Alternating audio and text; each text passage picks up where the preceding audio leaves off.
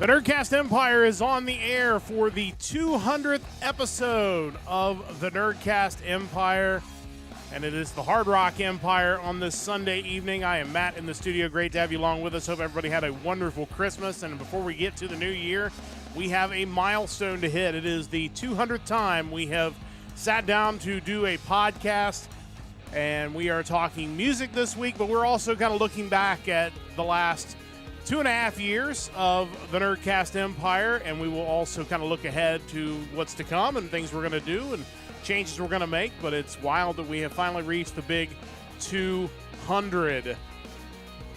Joining me in studio, as always, is Mike. Mike, how's it going?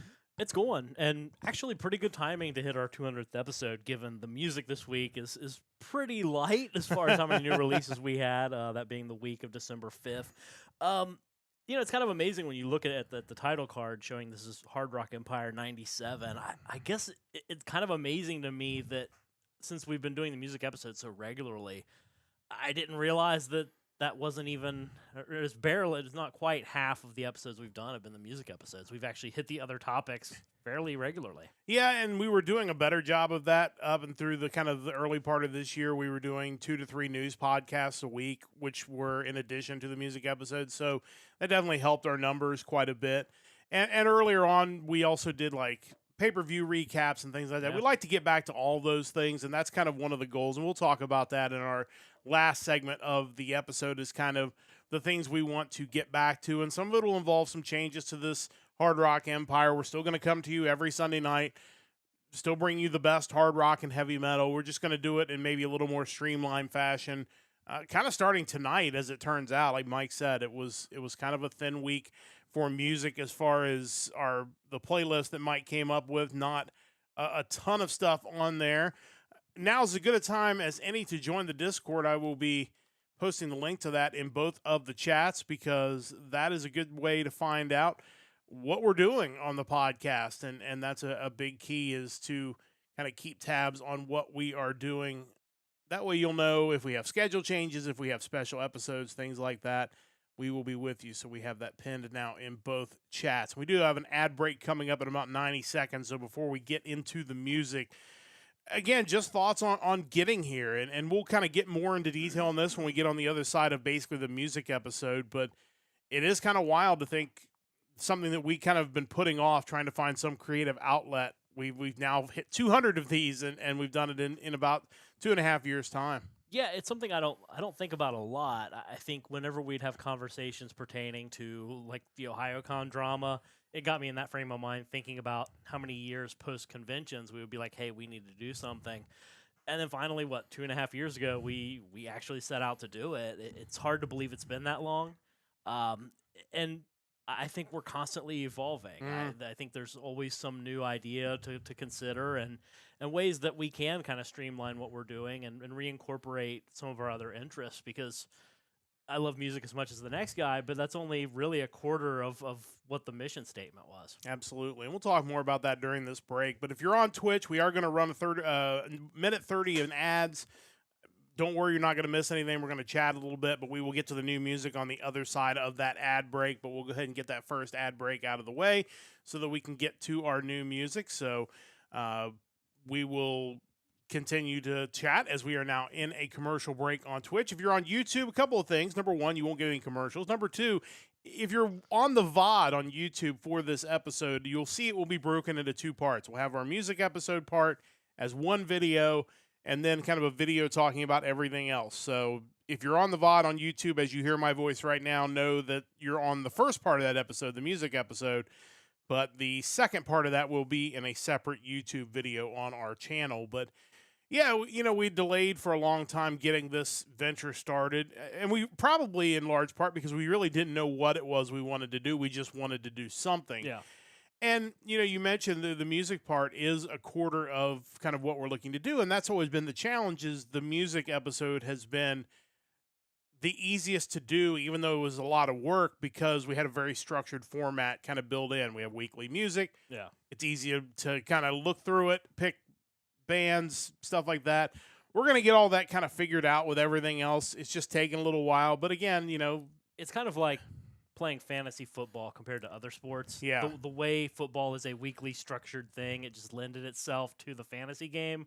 Whereas I think other sports, yeah, they still exist, but they're maybe not. They maybe aren't as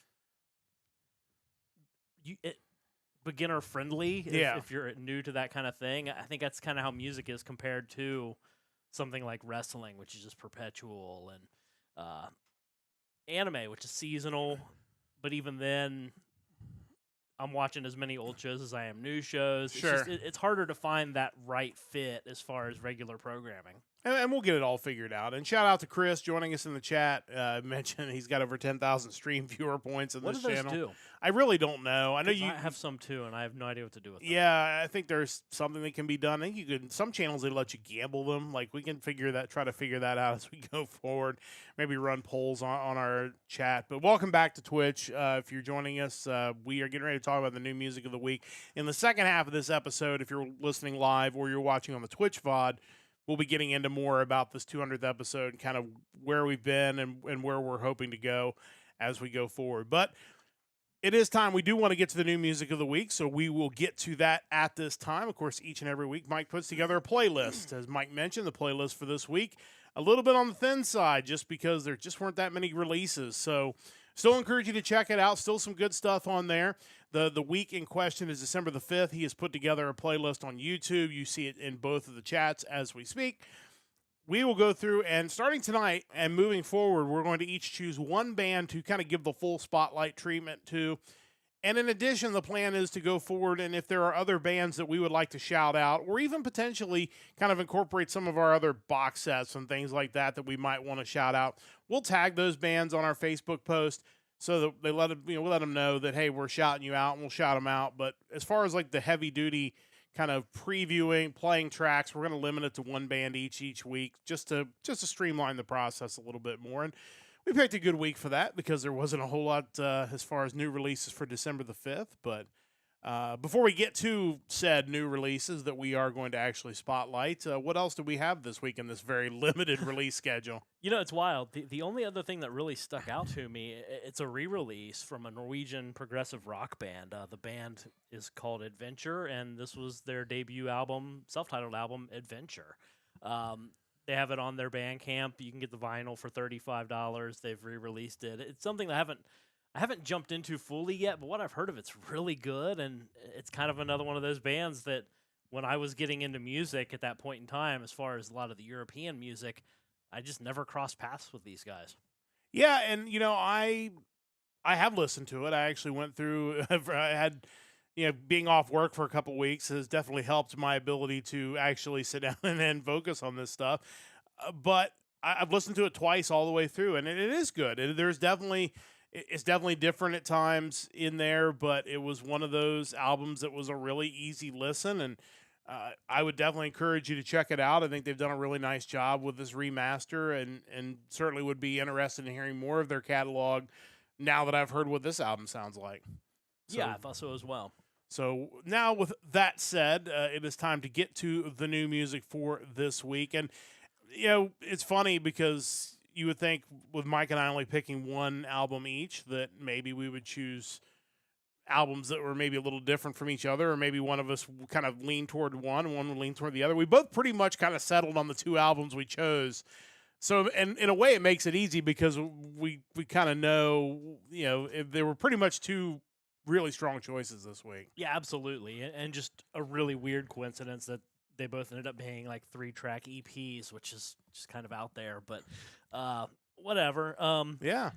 On my spreadsheet, I have a little macro that'll or conditional formatting that'll show me when a band is on the list that we've had on prior lists, and this is one of them, and I'd kind of forgotten about the name until I looked them up and realized we actually spotlighted an album of theirs back in 2024. It was our May 31st music edition. That week was just beyond stacked. I think we talked about 11 different releases that week, and theirs was one of them.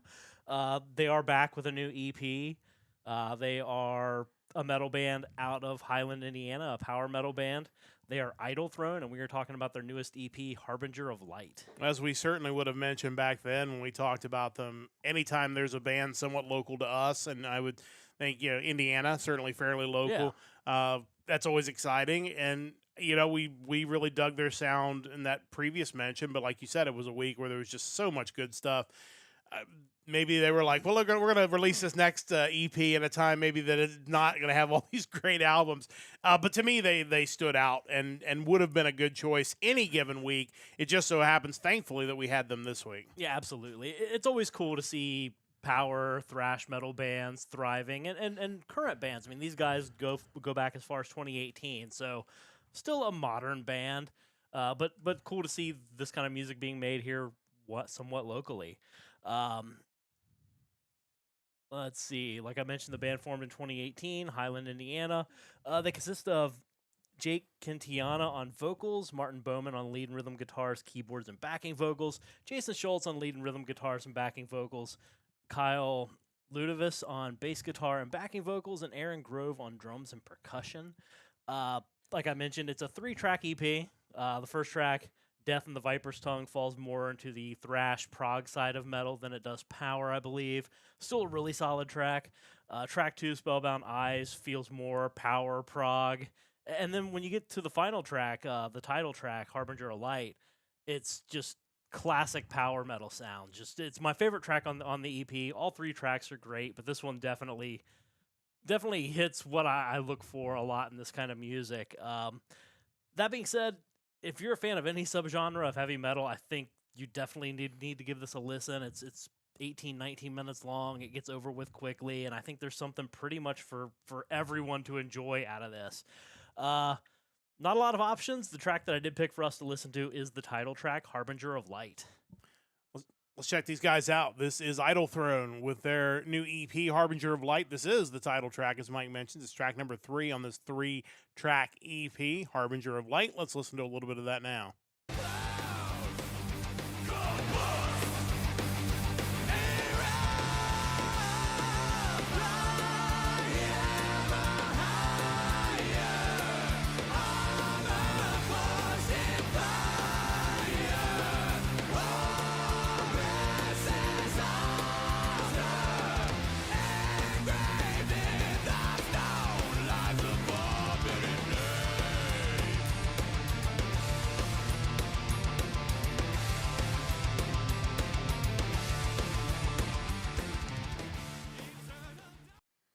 Yeah, I mean, there's not much more I can say than what you've already said. I really like this. I thought it was a really great EP. I think it was an EP that would have been worthy of being chosen any given week, but grateful that it was out this week in a week where it was a little bit thin. But like Mike said, something for everybody here. I really like their sound. I look forward to whenever their next new full album comes out, but I would love to see these guys. Obviously from Indiana. I don't know how much they're touring in the Ohio area, but would love to check these guys out live, and I think everybody should check them out. Yeah, absolutely. So that is Mike's pick for this week. As I move on to my pick for this week, and I know we have another EP, as Mike mentioned. I thought there were really 2 standout releases this week that weren't a re-release, and this was the second of those 2, but certainly deserves to stand alongside our first pick of the week.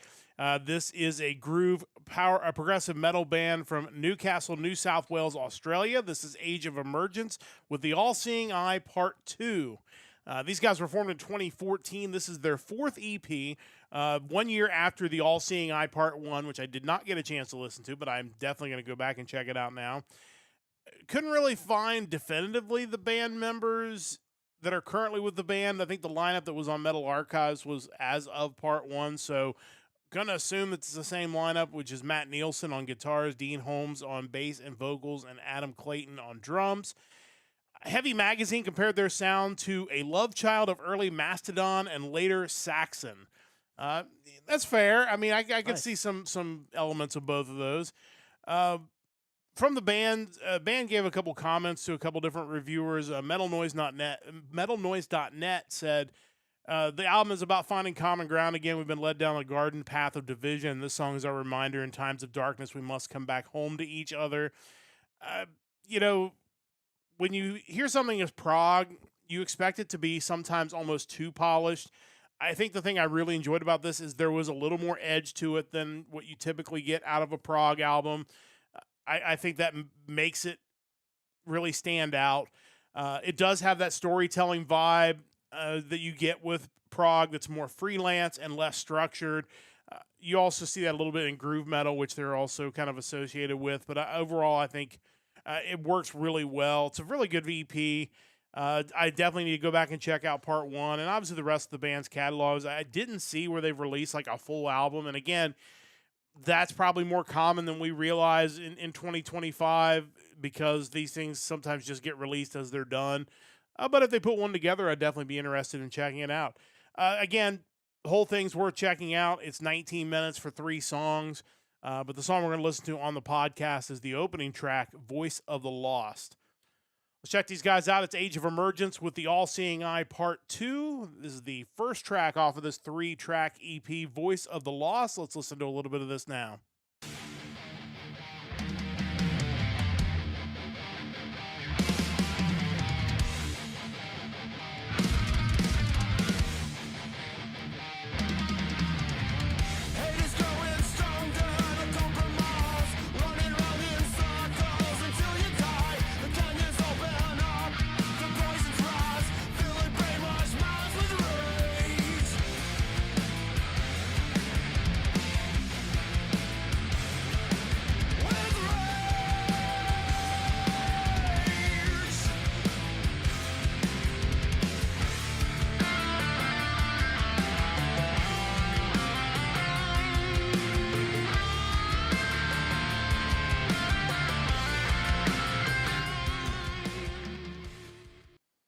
Yeah, I mean, it's very prog. There's definitely those elements.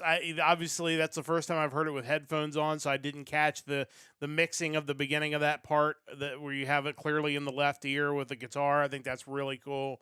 But it's really enjoyable. You'll blow through it quickly. Definitely recommend it. Mike, your thoughts on these guys?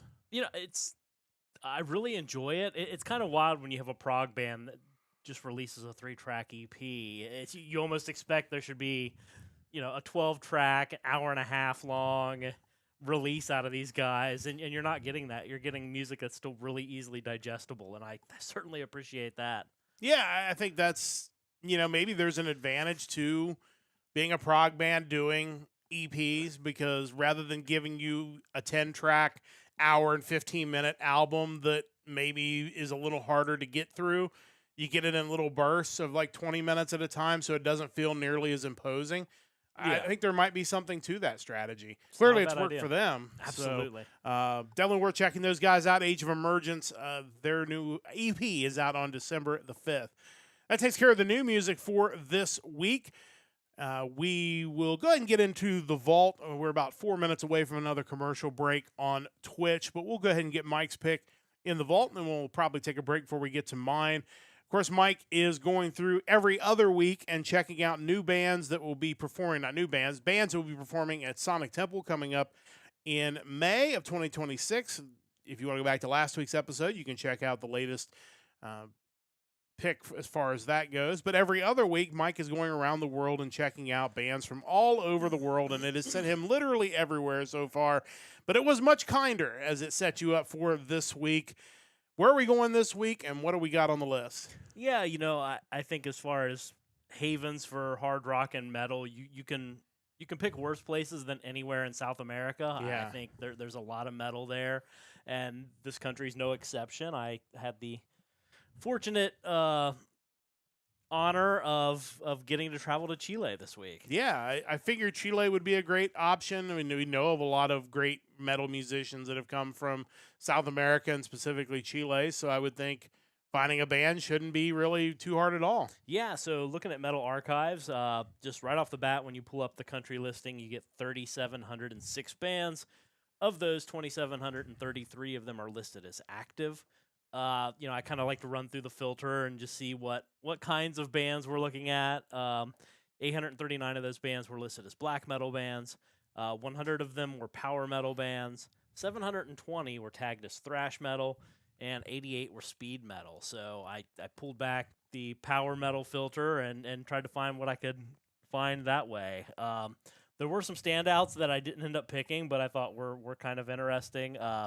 There was Kitsune Metaru, melodic power metal band from Santiago, heavily influenced by baby metal, hence the Japanese name. They sounded good. I didn't end up picking them, but that was definitely something that I wasn't expecting in Chile. There was another band, Eternal Thirst, power thrash metal band, also from Santiago. Living up to their name, Metal Archives lists their themes as alcohol, violence, and bad attitudes. So, you know, if you have an eternal thirst, you're going to sing about alcohol, apparently. Fair enough. So, yeah, those were a couple that I thought were interesting enough to mention. The band I ultimately went with, they are from Viña del Mar, Valparaiso, Chile. They are a power metal band. They are Prometheus Rising, and we are talking about their 2023 EP, Reinventing the Myth. Yeah, definitely interested to hear what these guys are about. I expect a lot of really good music from Chile. Yeah, absolutely, and I'll kind of mention that later as far as where I could go from here, just because there's so many options left on the table. This is their first EP after releasing a string of singles starting in 2022. The band consists of Rodrigo Aranda on bass, Manuel Alarcón on guitars and vocals, Vicente Saluki on guitars, and they mentioned up until 2024 Christian Gonzalez on drums. He wasn't listed as a current member, so I don't know what happened, if we're just not up to date or if he is no longer with the band. I tried to look up reviews on this EP just to get a feel of what other people were saying about it. But pretty much all I could find were book reviews for Robert Anton Wilson's Prometheus Rising, which, according to Wikipedia, is a 1983 guidebook that explains Timothy Leary's 8-circuit model of consciousness, Alfred Korbisky's general semantics, Aleister Crowley's Thelema, and various other topics related to self-improvement, occult traditions, and pseudoscience. So, not a whole lot on the album, but that book sounds really interesting. Yeah. But anyway, this is a 5-track EP. That seems to be the theme this week. It's all just really, really solid. If you're into old power metal, Gamma Ray, Stradivarius, I think this is something you'll definitely enjoy and should give some time to. And, you know, as far as Chilean metal, there's still so much out there. I feel like I could probably spend weeks here picking different subgenres, picking different bands, and I would have no problem whatsoever finding quality music. So definitely glad I had a chance to at least scratch the surface of this place. Yeah, for sure. And we got to get ready to run an ad here in a moment, and maybe we'll answer Chris's question in the chat about any new metal in Chile during the ad break. So you'll want to stick around for that if you're on YouTube. If you're on Twitch, hang tight. We've got minute 30 in ads coming up, but we'll talk more about Chile and find out where Mike's going in 2 weeks on the vault on the other side of this ad break. So stick around for that coming up on the other side of this 90-second break once the ad fires off, and it has done that. I curious, first off, Kitsune Metalu, obviously Kitsune meaning fox, which is obviously the tie into baby metal. Yeah. Their metal. And their metal, obviously. Any new metal in Chile? Did you? Let me pull up my spreadsheet I made from the listing so I could search that. Chris, I'm sure will want to know and get right on any new metal acts. Yeah, I'm not surprised. Chile, South America in general has been very big for metal. You always hear about these amazing festivals in South America where, metal bands go and are just huge down there. Okay, so we got Andragon, groove / new metal early, and now they're more of a metalcore band. So, metalcore certainly a little more contemporary than new metal. So I guess I get that. We have Audio Psychotica, new metal early on, then groove / death metal later. The band Dalken, Dalken, they are groove and new metal. Cagaos de la Caiza, they are thrash, new metal, crossover, and hardcore. And finally, Redentor, who are groove, new metal, and metalcore. Okay. All listed as active, so they're out there doing their thing. That was it as far as new metal goes, but there were some. Well, that's maybe more than I would have expected, I think, to still be active. But 5 new metal bands, if Chris wants to check those out, I think that gives him somewhere to go. So there are options. There are other options, obviously, if you want to actually maybe get a different sound out of your bands from Chile. But, of course, next week we'll go back to checking out another band from Sonic Temple. But in 2 weeks, we'll be headed back out on the road again. So Be interested to see where the evil country generator is going to send you for your first trip of 2026 coming up in 2 weeks. Let's do this. So he ready to hit the button. That could be interesting. That- I don't have any idea what the metal scene is like. Well, you'd think there's at least there's gotta be some. some, right? Right. Yeah, didn't expect that one to pop up, but There's a listing, and 187 bands. all right. So it sounds like in 2 weeks you're gonna be headed back to Europe I feel like they should all be covering Trans-Siberian Orchestra. for sure.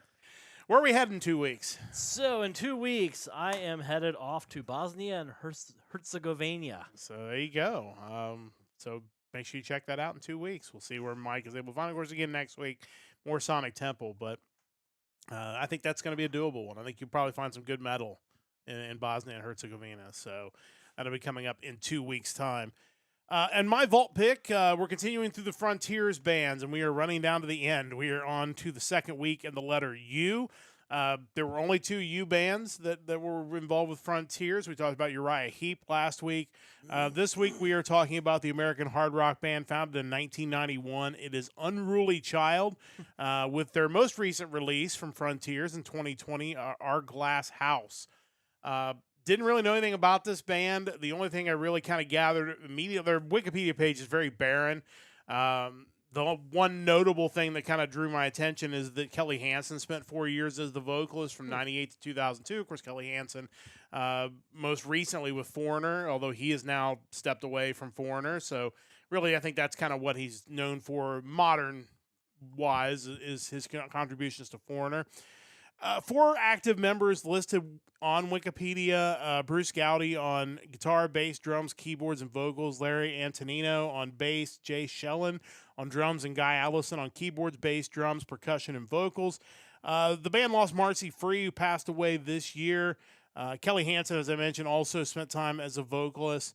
So I have no idea after Free's passing whether the band will continue on or not. As far as I can tell, they've not released anything since 2020. So it's very possible they've been in hiatus for a while anyway. The band has 9 albums. This was the last one listed on Wikipedia, as I mentioned. Overall, if you like melodic rock, it's a solid album. It's, again, for a band I really didn't know anything about, it was fine. Defenders of the Faith Metal lists Unruly Child as being for fans of King Cobra, Signal, and Bon Jovi. So there you go. If any of those tickle your fancy, I think you'll find something here you like. Standout tracks include Poison Ivy, Glass House, Underwater, and Catch Up to Yesterday. It was fine.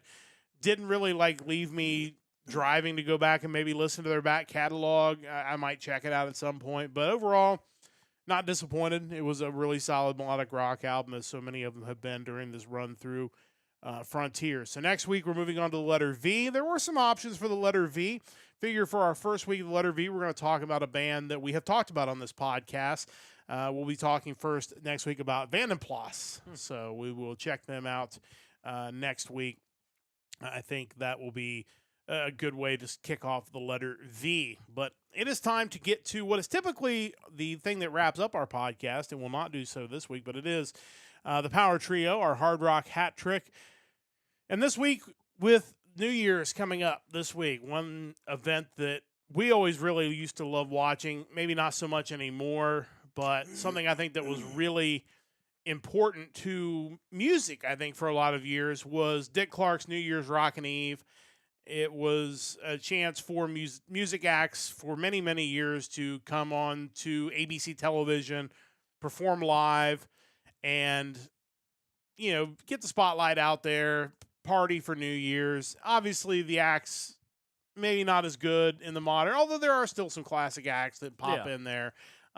Because it is clearly, they want to try to hit, I think, all demographics with that sort of show. But we think we have better ideas than what they're coming up with, because that's what we do on this podcast. So this week's final Power Trio, at least for a while, we're going to put this segment on the shelf for a little bit, is your top 3 band lineup for New Year's Rockin' Eve. And did we get anything from Shane on this one? We did. Okay, cool. When I threw it to him, he came back first with a question, if we were just picking bands that are active and alive, or if anything.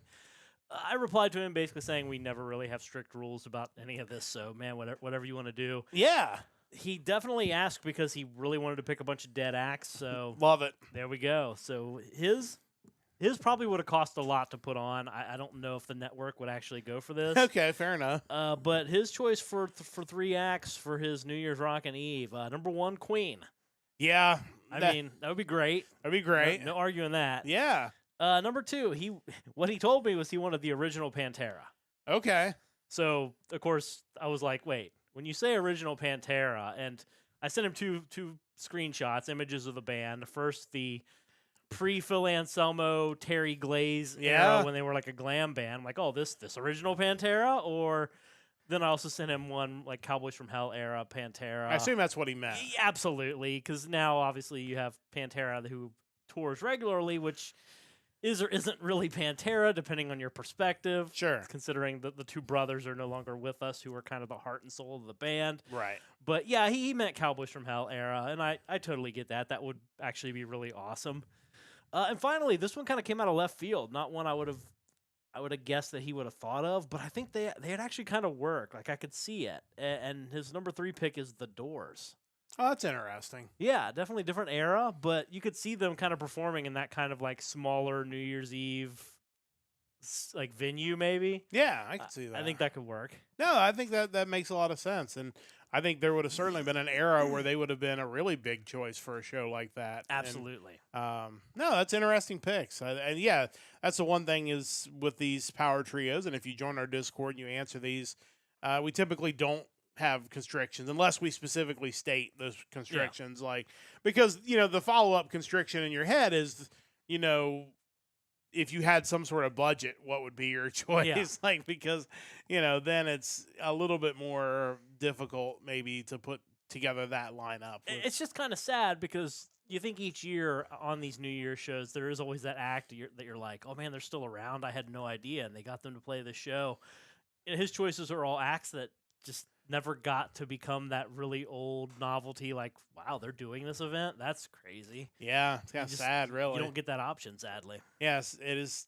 Yeah, I guess that's the other thing too. Is he picked acts that tragically ended before their time. Yeah. Like it wasn't like all these 4 guys all got old and died at the age of 90. Like they all were stricken by tragedy in one form or another that cut what could have been that nostalgia tour era out of their careers. Exactly. That's kind of depressing now that I think about it. But yeah, interesting choices for sure. I think there's definitely a hint of nostalgia there, but also a hint of sadness in his picks. But Chris has put his picks in the chat. What has Chris got for us for this New Year's Rockin' Eve? Chris kind of had a similar idea to me as far as like having an intention with each band that you picked. Mine weren't exactly like his, but it was still a similar idea as far as every band had a different reason for being there. He's going with the tagline, a little old, little new, and a little in you new. So his first act he listed, which would be amazing, Judas Priest. Yeah, for sure. They would be a lot of fun. And I think the kind of rock that I think people would, even if you're not into metal, I think there's something there for you there. Yeah, there's definitely some crossover appeal, and just they're such icons. You wouldn't be, even as a metal band, you wouldn't be surprised to see them. Yeah, I agree with that. Number 2, definitely a little new. We have the band Beartooth. Yeah, that's one I'm not as familiar with as I probably should be, but I feel like Sonic Temple people get really excited about Beartooth. Very excited. That is a thing. And finally, the NU part of the new current age Limp Bizkit, not classic, but we're talking. I don't know what happened to Fred Durst, but that version of Fred Durst, the one that hangs out with Davey Havok, it seems like, because they both just look really, really different compared to what you remember them being. Yeah, I don't know what happened. I mean, it happens to all of us, I guess, to some degree. But yeah, it doesn't remind you of the same guy. But it's funny because you think how many bands try to hold on to that classic look, and then you have the ones that are just like, nope, I'm this now. Whatever. Yeah, I wonder if they're, depending on what type of music you play, as to how you, because like hair bands, and I know they hate that term, but clearly you see a lot of them now, and they're still trying to grow the long hair, still trying to kind of maintain that image. Yeah. Like, and yet you have a group like Metallica who intentionally went to the short hair almost to make a statement as to, we're leaving this in the past, we're doing this new thing. So Yeah, Image is everything unless it's not, which is kind of interesting. And Fred Durst, his only image really was like a backwards ball cap. So Yeah. thankfully, those never age. No, you can So he can do whatever else he wants with this presentation. That ball cap's going to be young forever. I wish he'd do a lot of different things with his presentation, but most of them don't involve being on my television on New Year's Eve. But this is for Chris, so completely legitimate choices there, and I think would be something for everybody there. What did you go with for our New Year's Rockin' Eve? Yeah, so for each band, I kind of had a reason or justification for them. So obviously, we talk hard rock and metal, so I wanted a metal band there. But you also want a metal band that kind of gives you positive vibes. Like it's a New Year's celebration. It's exciting. It's fun. So I would want to book Halloween. That they're gonna have a good time. Yeah, they are a fun power metal band. Great example of a band who was able to get past their differences and come together in this classic lineup that's just beyond everything. I think that would be really awesome. No, that would be fun. Pick number 2, I kind of wanted to go with an act that isn't metal, but I think metal fans would still appreciate their presence, and I went with Duran Duran. The underrated, I think, overall for all time, but Duran Duran is it feels like they should be a staple for New Year's Rockin' Eve. That's what I thought as well. I was trying to think of somebody like that, and for whatever reason, Duran Duran didn't come to mind, but that's a good choice. I think they're kind of the perfect for that role. Yeah. For number 3, I kind of wanted something that would be like a surprise to the people in attendance, and maybe a positive surprise, maybe a negative one, but I think it would be kind of noteworthy. I went with Skid Row, reunited with Sebastian Bach as my third band in my New Year's Eve celebration. Do they actually make it onto stage for the performance before they blow up again, or I'm being optimistic. It's a new year. Maybe they finally buried the hatchet and they could make this work. Who knows? That would be wonderful. I would love to see them get together because time is undefeated and. You only really have so long to do that, and that'd be phenomenal. That would be a fun show for sure. For my picks, we kind of wanted to go with one mega group. I think we've kind of, to some degree, have all kind of gone somewhat that direction. I went with the Foo Fighters, a band that can play all the hits, that is going to be popular for many generations of fans. They're going to be watching. I thought that would be a good choice. Again, you want to talk about metal. I thought something fun, metal. I went with Anthrax. Yeah. Upbeat, high energy. And you also have Joey Belladonna there, who's just as likely to just cover some amazing pop song because the dude can sing. If you want, somebody that can sing as far as the metal groups, I don't think you can really do a whole lot better than Anthrax. No, definitely not. And finally, I went with Yes as your, throwback, older band that the old people who are still managing to stay awake want to hear. But, obviously they still can get it done. Obviously, there are 2 yeses. There's John Anderson's thing that he's doing, and then there's the rest of the band. Maybe they all get together and mend fences and have the mega yes.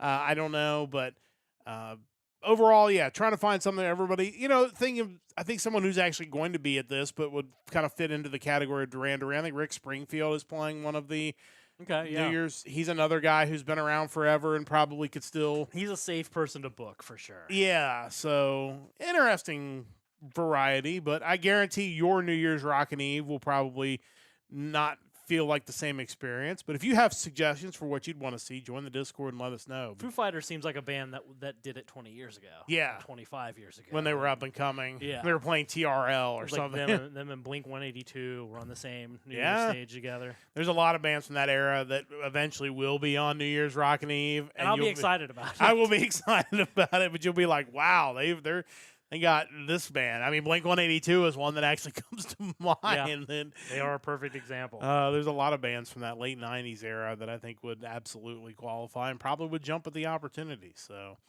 that is the Power Trio. Typically, that would bring our episode to a close. But, of course, as I mentioned, kind of a special edition of the Nerdcast Empire. And before we get to that, we're going to go ahead and take another commercial break on Twitch.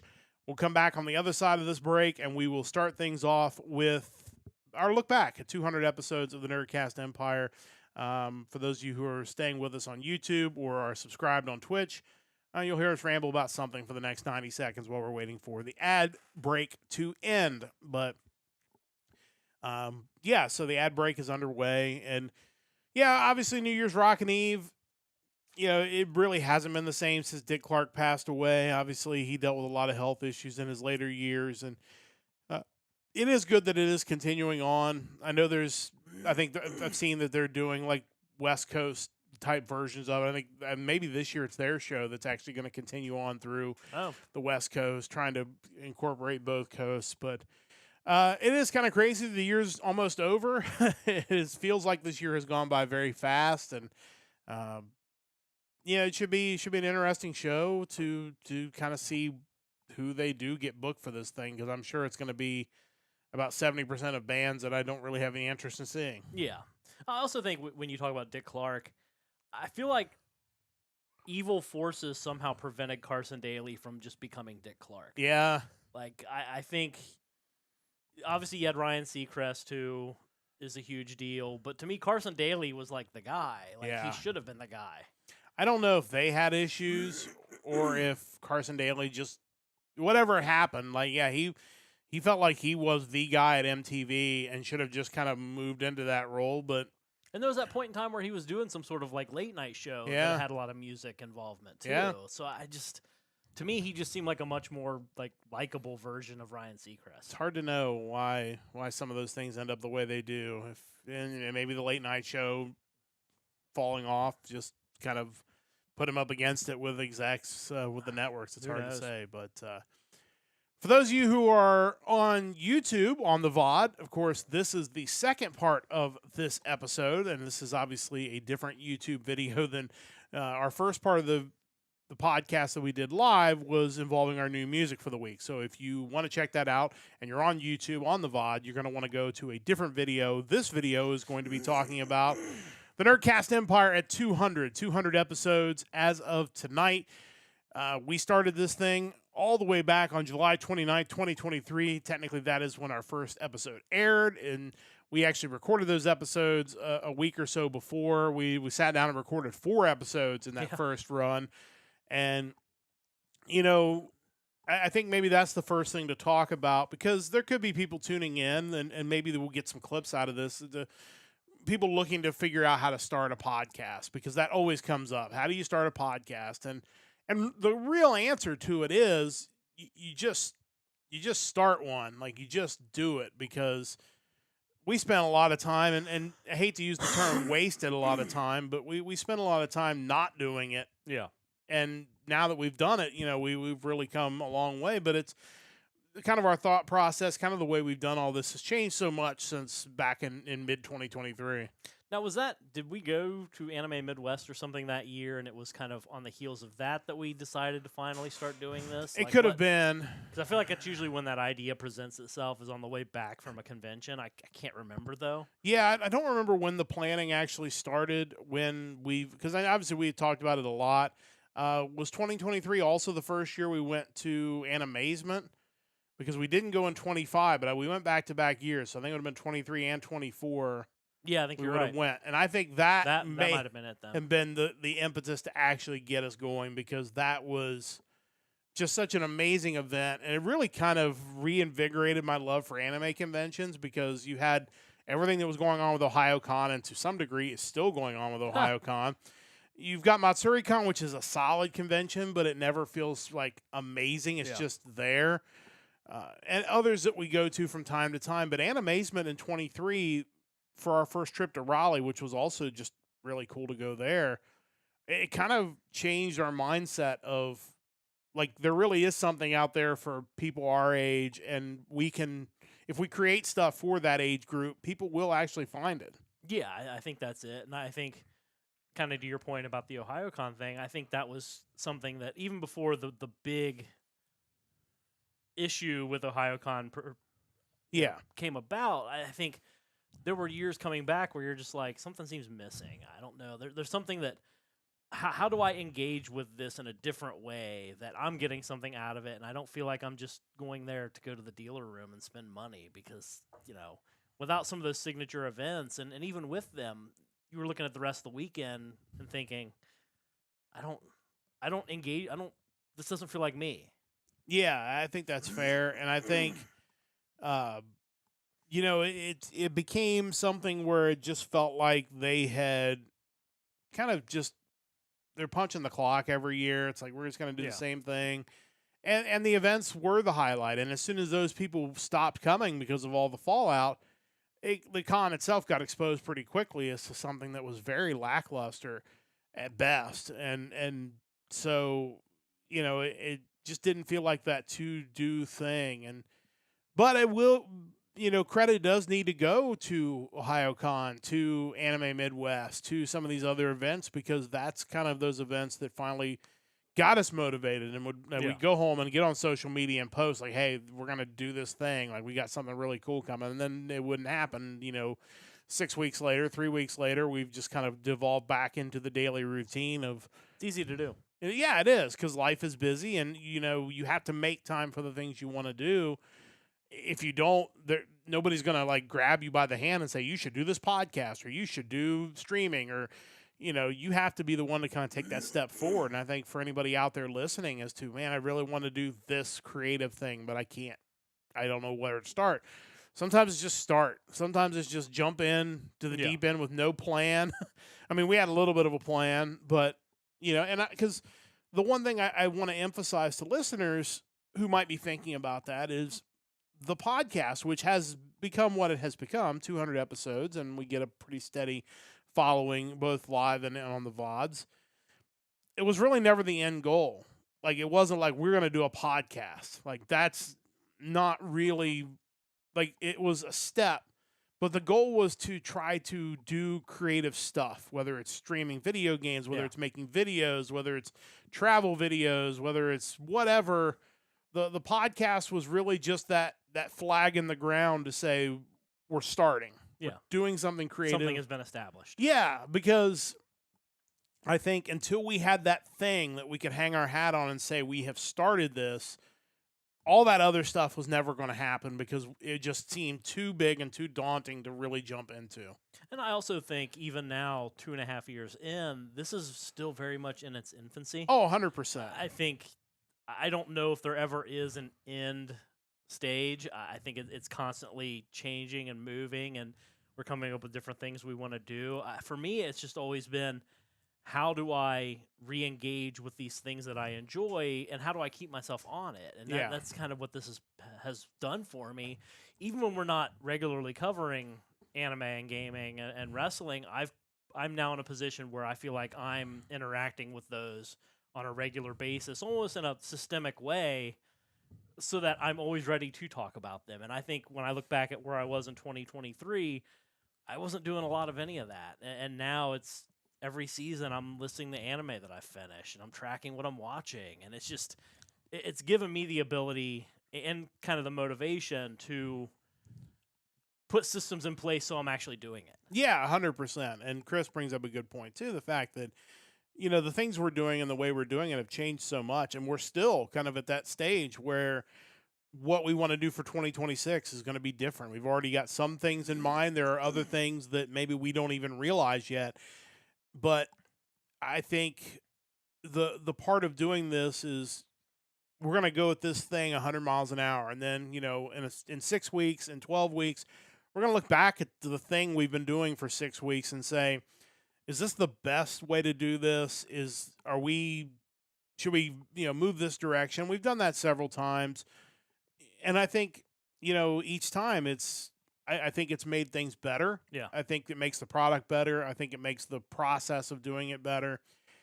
And at the same time, just like, I'm going to rearrange my office this week. I think at some point you feel like you got to make another zag just to keep it interesting. And I think, like you said, I think trying to stay engaged with all the things that are a part of the Nerdcast Empire, more than just music. It's anime, it's video games, it's, the things that kind of tie it all together. That's kind of one of those things when I make a list of things I want to do in 2026 is kind of get back to talking about those other things. Yeah. And do it in some sort of format. I don't know what that format is. Is it setting up the stream and doing it? Is it doing a YouTube video? Is it doing a TikTok? I don't know, like whatever it might be. But I do feel like that's kind of that next step is to figure out what that looks like and just go after it 100 miles an hour and then figure out in a few weeks whether that was the right direction to go, or if we're now 100 miles off course and we need to turn around and go back the other direction. The thing is, and kind of to both of your points, is that until you start doing something, you can't make those next decisions. Yeah. Like, until you're moving, you can't decide to turn one direction or another. You're just standing still. And every change that we've made from 2.5 years ago to now has been an informed decision based on what we've done prior. So yeah, I think getting started on something is the only way to get anywhere. Yeah, and I think that's the goal, and that's why we've started a Discord. That's kind of been maybe our most recent technological step forward, was really kind of pushing that. We don't engage with it, and I don't engage with it in the general channel as much as I should. That's another kind of focus in the new year, is to get back to trying to build that up more. Get more people involved, have more chats in the open channels, not just in our admin channel. Kind of doing stuff like that to get it more engaged. I think individual streaming is definitely on the board for the year. I think more of that we do, the better. The more audience Sure. we build individually, the better our audience is going to come together. And just coming up with new ideas for things, and just saying, you know what, let's do that. Let's try it out, and not just be stuck in our ways of, well, this is what we do every week. So, it's not like Pinky in the Brain. Like, what are we going to do? Same thing we do every week. Like, well, you kind of mentioned it with conventions, and it just feeling like that they're just, punching the time clock and getting it over with.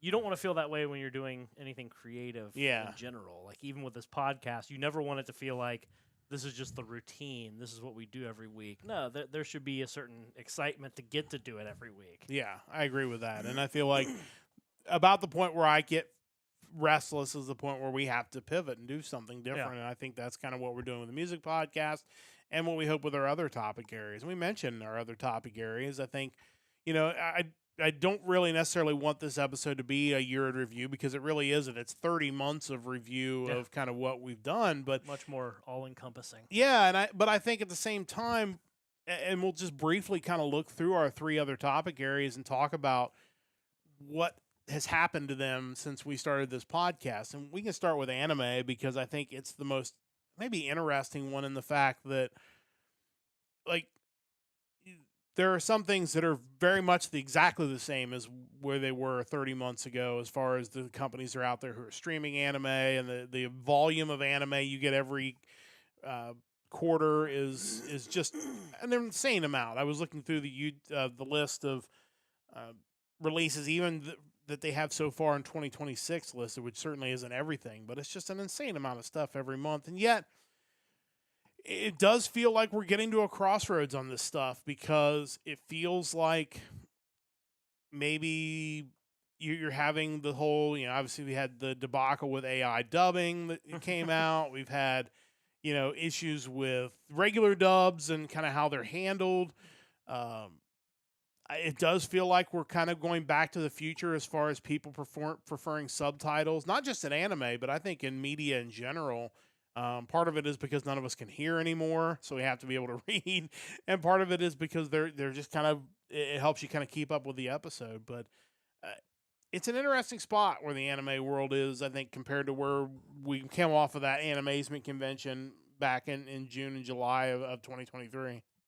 Yeah, I think part of it for me is I don't really want to be involved in the discussion around the AI and the localization. So if just sticking to subtitles keeps me away from that side of it, I think that's really the path of least resistance for a fan. And unfortunately, we've seen AI pop into subtitles too, which is definitely not a finished product and not a good solution to actually having a human being translate this stuff. And that's really the only hope you can have as a fan, is that they get it figured out before it goes live on a wide scale. Yeah. Because it's going to happen. It's just, let's get it as close to ready for prime time as we can. Yeah, for sure. But, the anime world's in an interesting spot, and there's a ton of big shows coming out in 2026. Like, for all the, you wondering, like, where it's come. Like, it feels like we're about to have a monster year coming up, and it'll be interesting to see how some of these are received, especially shows that have changed providers. I think the biggest one that I can think of off the top of my head is Oshi no Ko has moved from High Dive over to Crunchyroll, which disappoints me a little bit. Not that I'm sure it'll be fine, but I'm just disappointed for High Dive, who I've kind of been rooting for and all this, the Yeah. Sentai people. It feels like Gurren Lagann all over again. It does. It does. And it's a shame because as far as I can tell, they haven't done anything wrong with it. I think the dub has been really good. The subtitle releases have been really good. I guess the difference will be, I think, and I could be wrong on this, I feel like with the subtitles, they may have been releasing them after the season was over. Like they had the whole season, or the dubbed, I should say. They weren't like week to week keeping up with it. I can't remember, but for some reason, I feel like that was a thing with High Dive. Obviously, I feel Crunchyroll. like that could be because some of the High Dive shows I've watched subtitled because the dubs were. I think, is it wrong to try to pick up Girls in a Dungeon? Yeah. The dub was slow on that, and I watched it subtitled. So I would presume that with Crunchyroll taking it over, the dub will be a little more immediate after the subtitle episode. We'll see. I don't know, but yeah, it'll be interesting to see kind of what's on your mind as far as the anime goes. I try to plot out what I want to watch going into each season just to kind of get an idea of where my time's going to go. But just kind of thinking as far back as when we started this, in 2023, I wasn't really watching a whole lot of new anime or anything. I was going to conventions a few times a year and just not recognizing any characters. Yeah. And it just, I just was having trouble devoting the time to it. And it was really when we decided to start talking about it that I was like, man, I need to get knowledgeable. I need to feel like I'm engaged with what we're talking about. So, I went from not watching a whole lot for years to, just looking at how I track everything. In 2024, I finished 26 anime or seasons of current anime because that's kind of how I track it. And then in this year, I'm looking at 31 right now with a few more that I'm going to finish in the last few days of this year. So I'm definitely picking up the pace. I'll probably end up at about 650 episodes for this year. I had 440 something last year, so I'm excited about it. I found some kind of random things that I've really enjoyed. This past year, Catch Me at the Ballpark was really cool. 2 years ago, I went through and watched all of Fushigi Yugi, a longer show that I really enjoyed. So I think, like anything else, if you sit down and actually devote the time to it, you're going to find those things that you kind of wish you had watched years ago, and that's kind of where I am. Yeah, and I feel like I have gotten away from watching anime regularly. That's on the list of to-do things for both this next week that I'm off work and 2026. I have a rather large stack behind me, some of which I've watched but now have the Blu-ray version of. Others I have not. But I want to get back to that because I felt like that was something I was doing really well almost before this podcast began, is watching a lot of random things, picking up a show that was just like, nobody's talking about this, I'm going to watch this, and I really enjoyed it. I've fallen off of that, so that is one of my goals. And, there are a couple really big shows coming up this year that are shows that I have watched. We mentioned Oshinoko Season 3 comes out in January. Classroom of the Elite Season 4 comes out in April, and to me, those are two of the best anime that I've watched over the past probably 5 to 10 years. People don't talk about Classroom of the Elite. And they should. I don't know why, because that is honestly the first. And like, is it an amazing show? Maybe not. But is it really good? Yeah, like it is. And it's so different than so much of the stuff that's out there, especially for a classroom show, which, you feel like every trope's been done with that. That was so different to me, and I've enjoyed the first 3 seasons of that, and I'm excited for a season 4. So I'm hoping that these shows that I'm really looking forward to will get me back in the rhythm of watching all the stuff that I need to watch still. The show has substance. It's not just someone being reincarnated or something. Yeah. Which so many shows seem to be that at this point. Yeah, for sure. I think that's one of those things that definitely kind of interesting keeping up with. And but again, that's one of the many things on the list for 2026 for me, is to get back into that habit of watching, 3, 4, 5 shows a season and really staying locked into what's out there. So I put together a list of 5 things for winter of 2026 without a whole lot of effort. Yeah. We got Hell's Paradise Season 2, great show. Fire Force Season 3, Part 2. Hell Teacher Nube Part 2. Slime Movie 2. Dangers of My Heart movie. I mean, that's just scratching the surface, and there are a lot of things that I kind of want to get caught up on so I can enjoy current iterations. I've been wanting to watch Golden Kamuy for a while. Yeah. That's going to be ending, I think, this year or next year. New Gundam movie. I Yeah. got so much Universal Century Gundam to catch up on. For sure.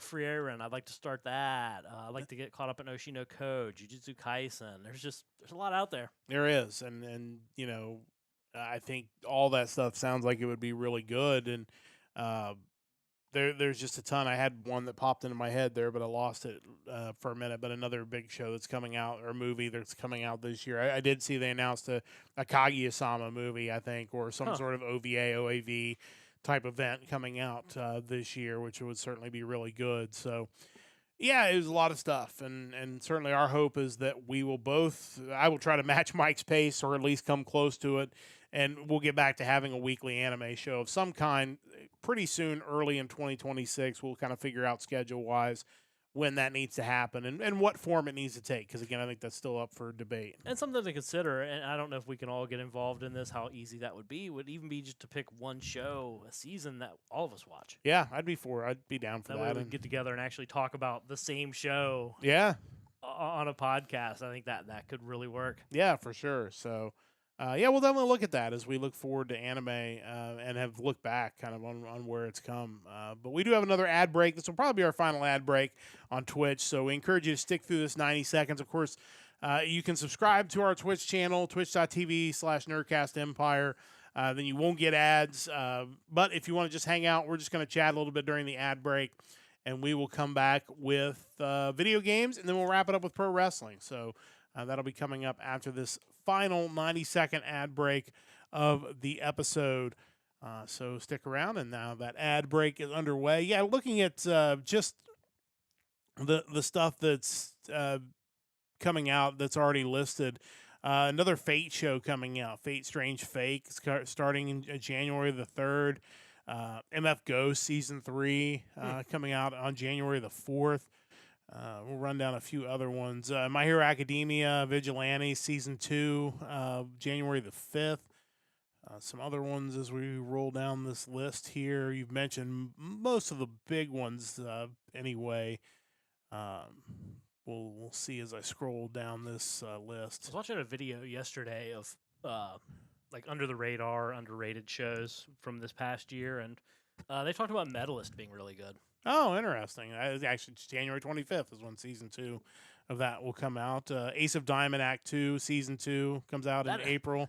Again, this isn't a year in review thing necessarily, but man, Ace of Diamond has been the best thing I've watched all year. Nice. I can't recommend it enough to people. I'm so excited that I'll be done with Act 2, Part 1 before the spring and the next one comes out. ReZero Season 4 comes out in April. That time I got reincarnated as a slime. Season 4 Part 1.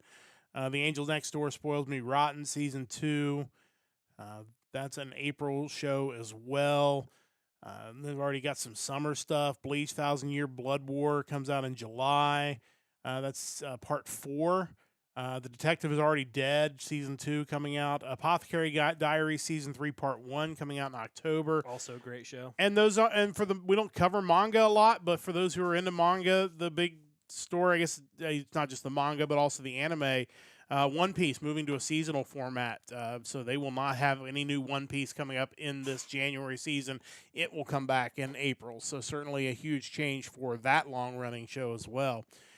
I kind of want to tie video games into this because Chris mentioned video games in the chat, talking about feeling very similar about video games as you talked about with anime. The video game world is interesting. We could spend longer than a whole segment talking about it. So we won't kind of go into the whole issues with the video game industry, maybe in depth like we might on a dedicated podcast. But it is interesting where video games are. Retro is still in. I don't think that's changed in the 30 months we've been doing this podcast. If anything, it's gotten stronger. Yeah. There are still games I play. I was just playing Baseball Simulator on my computer before we did this podcast. I think the retro market, both new retro and old retro, going to continue to be hot. It's just interesting. It just feels like nobody has learned their lesson in 30 months yet. Well, some people have. But it feels like, by and large, the industry is still trying to peddle these incomplete, high value games that people are in some cases turning off of almost immediately. Yeah, I don't know why, but they seem totally content on spending way too much money to produce video games, which will never make that money back, which then in turn means that we're going to have more and more layoffs, companies being acquired. I don't I don't know when or how long it's going to take for them to realize this isn't sustainable. It hasn't been for a while. I think of my own gaming at this point. I'm just kind of a retro gamer. The games I'm most excited about, even the new ones, typically end up being the HD 2D remakes or other style remake of older title. I mean, Final Fantasy Tactics had their remake. I thought that was really good. I've been playing Dragon Quest games for the majority of this past year, and even going back to the year before with Dragon Quest Monsters. Like, I just one thing I want to get out of the habit of, and I really want to focus on it in 2026, is just not paying for games anymore. Yeah. Like, there's no need for me to pay top dollar for a game that I mean, my backlog's ridiculous. I want to focus on it, and if new games come out that I might be interested in, give it some time and see what I can get them for months down the road, because I just it's not worth what we're paying. Not that games shouldn't be expensive, because they should, but I don't like that proposition right now. Yeah, I think the value doesn't line up with what is being charged in a lot of cases. I think when you have a game that comes out that actually proves to be a good value proposition, then I think people will buy it, even if it is $100, $120. I just think there's too many things with that price tag on there right now that are not complete games, or they're require so much work to get it to a playable state. The other thing that needs to go away in 2026, which won't, is games should not have to require internet connection if you're not playing an online version of the game. Yeah. It's stupid that I bought the new college football game when it came back. I bought a PS5 really specifically to play college football, but I couldn't play it because I had to buy a router first so that I could upgrade the internet to the PS5, because I had to be online to play this college football game that I'm never going to play online play with. That makes absolutely no sense to me. Yeah, that's a weird one, and I think every gamer of whatever genre you're into have encountered that at some point up to this point. I remember the first time was it Diablo 3 was the first Diablo game where they were just like, nope, you got to have a BattleNet login, you got to get online to play it. It was just like, why? Like, I played Diablo 1 on a computer that was rarely ever online at all with a CD-ROM. What are we doing this for? And I understand where we are today. Games constantly need updated, but to me, it's also like a window into, if you're not online, how can we sell you more stuff while you're playing? Yeah. It's unfortunate, but yeah, some games just shouldn't require that. And I think if you're making a game and it's not the most amazing game that's ever been made, it had better be something that people want to stream, because those are the games that are ranking money right now. Yeah. Games like Peak, games like RV There Yet, even games like Buckshot Roulette still getting played. People get online and play hours of GeoGuessr, literally just Google Maps, which I enjoy the heck out of, but that's not even it is a game. Like, there was work but that's just maps. It's just knowing where things are on a map. Yeah. Like, if you can't beat that experience, that little bit of serotonin that I get from finding some street in Bangladesh and figuring out that it's there and not India or somewhere like that. Like, if you can't beat that with your $120 game, then I'm sorry, your company's going to go out of business eventually. And don't then villainize me for not paying for it. Yeah. If I have other avenues for enjoyment, it's not my fault when I don't buy Concord or the new Dragon Age. That's just, you're clearly not creating something that's enticing enough for players at large. That's on you. Yeah. I think we need to get out of this mindset of, well, no, it's the gamers that are at fault here. They're the ones that should be buying your. No, like, that's not how the process works. It's, I have my money. I'm going to spend it on something that I want to spend it on. If you're not making that, it's not the system messed up. It's not anything like that. It's just you're not doing your job right. Imagine if music took that same vantage point. Like, I made the CD, and because I'm Metallica, you have to buy it.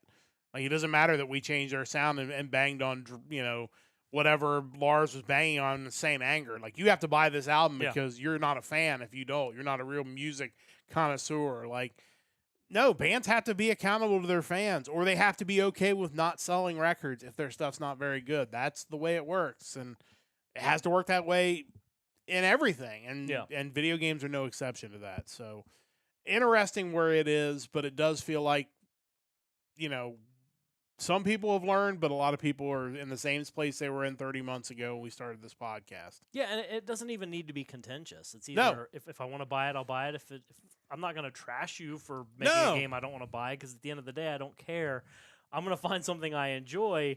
It's not the vocal critics you got to worry about. It's the people like me who just don't show up. Yeah, and that's just it. I mean, as we talk about, and we're going to talk about with wrestling here in a moment, not everything has to be for me, and I'm okay with that. If there's a group of people that love playing that $120 title, great. That's awesome. Like, I'm never going to tell somebody how to get their entertainment. Just don't think I'm going to get it if it's if I don't feel like it's worth my money. So I'll just keep playing Heroes of Might and Magic 3 over and over again, and keep doing that. But last thing we'll talk about before we sign off on this 200th episode, part 2 if you're watching on YouTube, part 1 if you're watching us live, is pro wrestling. And, this is such an interesting topic that probably deserves more than the time we're going to give it, but this will kind of be the short version. Maybe we'll do a longer version of it at some point. But, when we started this podcast, I think we were thinking WWE was just maybe in its golden era of television. Like, it was just entertaining every week. It was so much better than what Vince was giving us in the late days. Well, even in 2.5 years, we've been on a roller coaster. We have. And that's the thing, as you look back. And to the point where we don't even really do pay-per-view recaps anymore because, man, there have been some of those pay-per-views, not really any fault of the wrestlers. And that's the thing I really want to make clear from the beginning of this.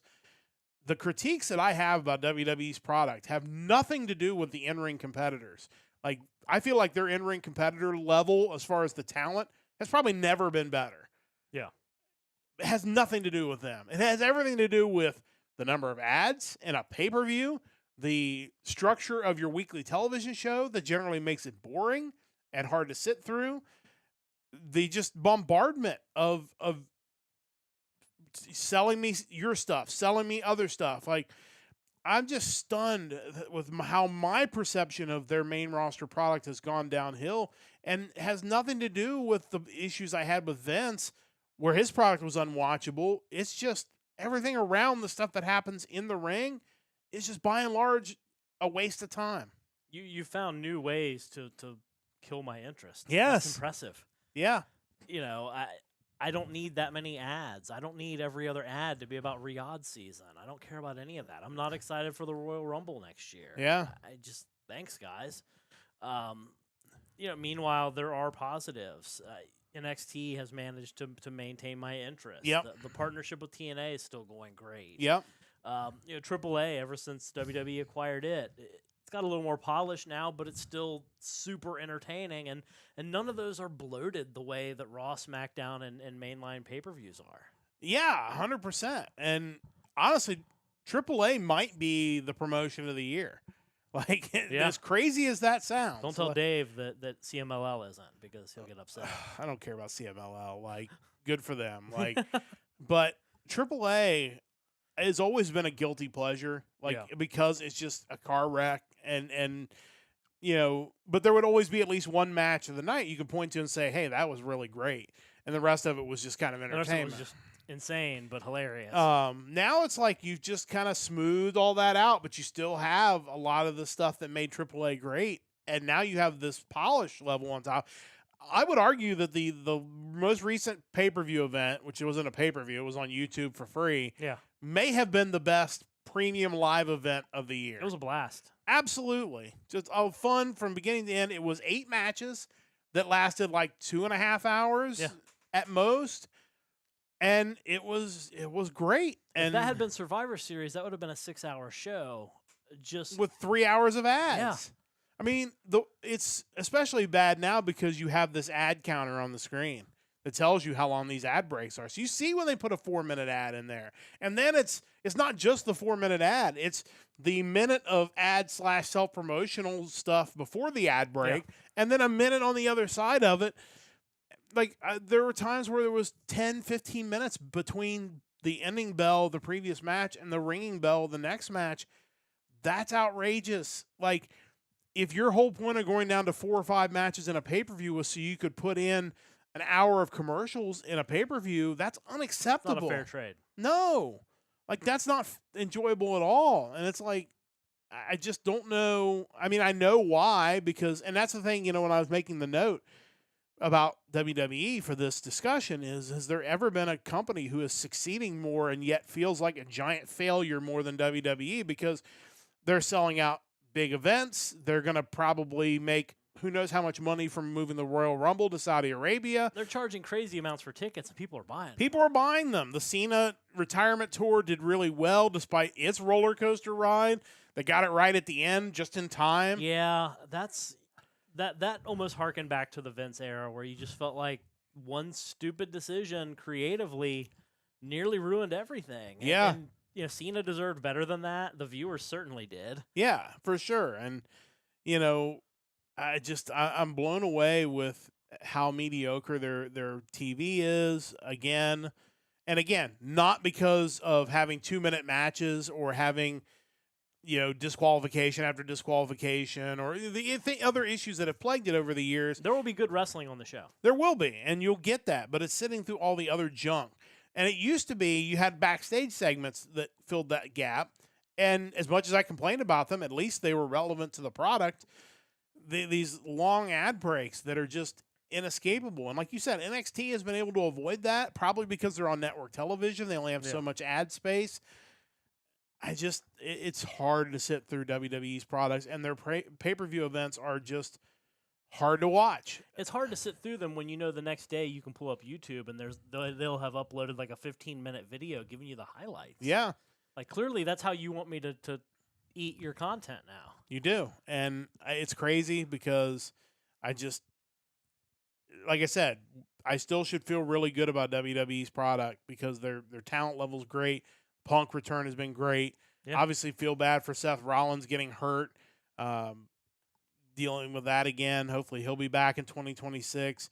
You know, you feel like they're starting to do right by some of their younger stars too. Yeah. And Hayes winning the mid-card title was good. Yeah, Javon Evans, obviously they're positioning him to be a big star. He wrestled Gunther at one of the holiday house shows. Yeah. So clearly that's a big deal. You know, Joe Hendry appears to be headed for SmackDown. They've done well with carrying over his level of comedy, which is important, especially when you're going to have 3 hours of SmackDown again. Speaking of people who haven't learned anything, why we're going back to 3 hours of SmackDown. You also have Sol Ruka and Obafemi, who are both going to be huge. Yeah, the fear is that, like, is anyone going to be left to watch them once they get to that point? Are we just going to keep driving people away with these incessant ad breaks? And we've also talked about it in regards to AEW, because for a while they were watching their numbers plummet, was entertaining. And obviously the expectations are different, but you still got to wonder, is Netflix getting what they want out of Raw? Is Netflix getting what they want? Is ESPN getting what they want out of the pay-per-view events? USA seems to be perfectly happy. To me, like, USA, and maybe it's this whole move going back to 3 hours of SmackDown, kind of feels like they're just sitting on the sidelines waiting for these other deals to fail. To get them back as a discount. Back at a discount as a package deal somewhere down the line. I could be wrong, but it kind of feels that way. And I don't know. Like, and CW maybe is the only one that's probably thrilled because NXT is drawing great numbers compared to whatever was on that network. I'm sure. And they've had great crossovers with, like, their NASCAR races and college football and stuff like that. So to me, that partnership's done great. TNA, feel great for them. Got a TV deal. They got a TV deal. They're in a great spot. Their partnership continues with WWE. So I think there's a lot to be happy about, but at the same time, like, and I feel like AEW fans are pleased with the direction of their product, maybe for the first time in a couple of years. Again, I don't watch it, but it feels like coming out of the pay-per-view, you know, it felt like a lot of the reviews I saw on it were solid as far as their fans go. So giving MJF the title Can't be a bad move. No, but because I mean, he's the guy that has to put over your next big baby face. So now Yeah. it's figuring out who that is and going from there. So I think that's a good move for them. And it's one of those things I've talked about. Like, part of me, because I've been so turned off with WWE, wants to like sit down for a month and just watch AEW television just to see, like, is this as bad as it sounds?